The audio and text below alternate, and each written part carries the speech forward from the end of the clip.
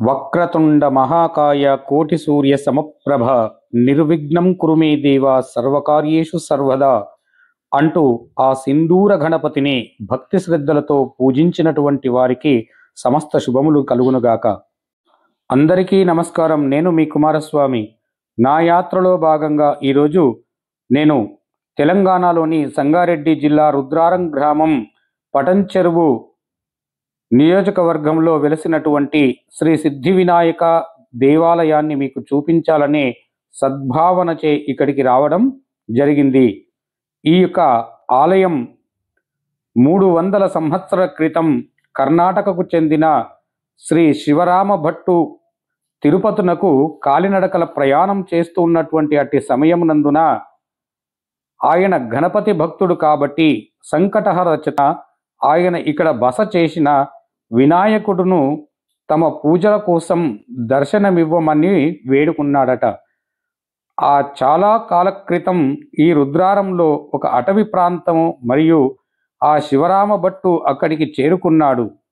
సంకటహర చతుర్థి నాడు ఆయన భక్తితో ఒక పెద్దని రాయి నుండి వినాయక విగ్రహాన్ని సృష్టించాడు.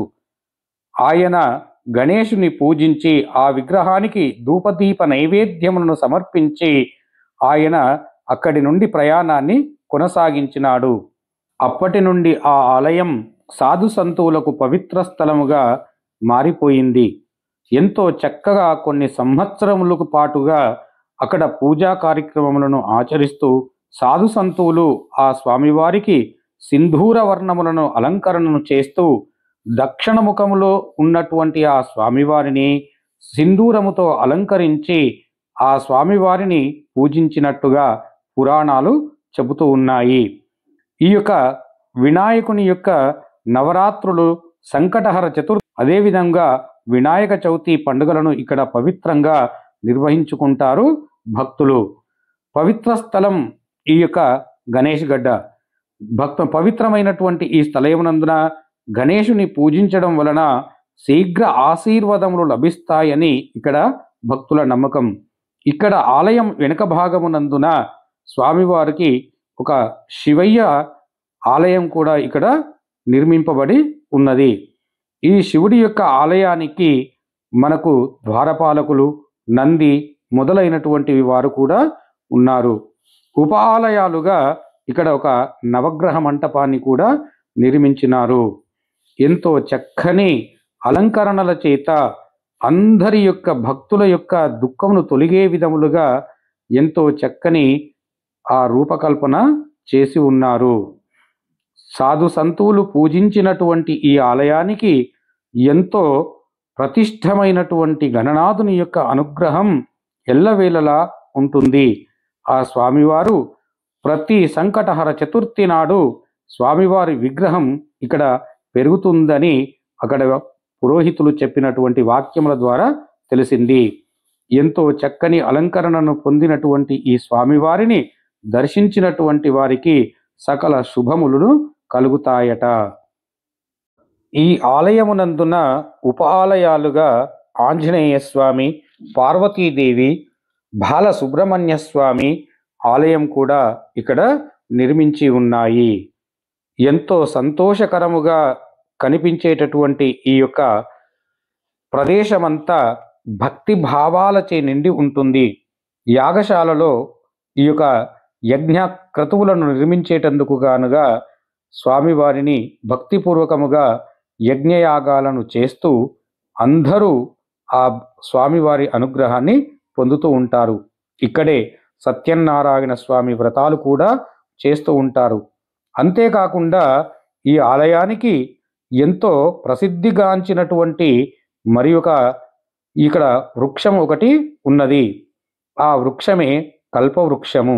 చూడండి, అదిగో అక్కడ కనిపిస్తున్నటువంటి ఆ వృక్షానికి ఎంతో పవిత్రమైనటువంటి భావముల చేత కోరిన వరములను సమకూర్చుమంటూ ఆ స్వామివారికి ముడుపులను కడుతూ ఒకటా రెండా, 100లు కాదు, 1000 కాదు, లక్షల ముడుపులను అక్కడ ఆ స్వామివారికి ఈ విధంగా ఎర్రని బట్టలో స్వామివారికి కొబ్బరికాయలతో ముడుపులను కట్టి ఆ సుబ్రహ్మణ్య స్వామిని కొలుస్తూ ఉంటారు. ఇదిగో ఇక్కడని చూడండి, జంట నాగులు, అదే విధములుగా మేడి, రాగి, జువ్వి, వేప మొదలైనటువంటి చెట్లతో ఇక్కడ సంతోషముగా అలంకరింపబడి ఉన్నది.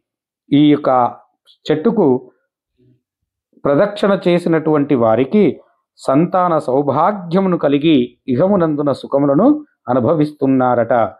ఏది భక్తులకు కోరుకుంటారో ఆ వరాన్ని శీఘ్రముగా ఇచ్చేటటువంటి వారే ఆ సిద్ధి వినాయకుడు. అందుకే ఉద్యోగం, వ్యాపారం, వ్యవహారం, వ్యవసాయం, అదేవిధంగా సంతానం, సౌభాగ్యం కోరినటువంటి వారు భక్తులు ఇక్కడికి వచ్చి ఆ ముడుపులను చెల్లించి స్వామివారిని భక్తి శ్రద్ధలతో పూజిస్తూ ఉంటారు.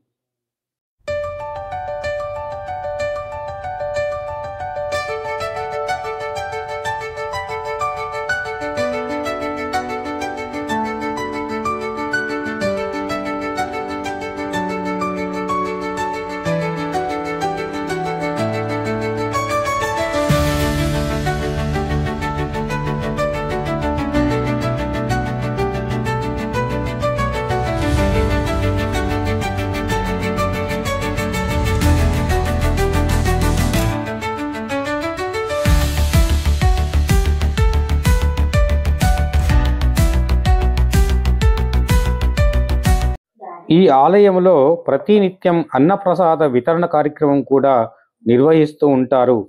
కాబట్టి ఇక్కడ అన్నప్రసాదాన్ని ప్రతినిత్యము స్వీకరిస్తూ ఉంటారు భక్తులు.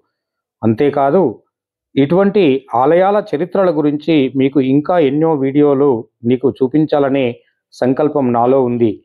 కాబట్టి నా వీడియోలను పూర్తిగా చూడండి.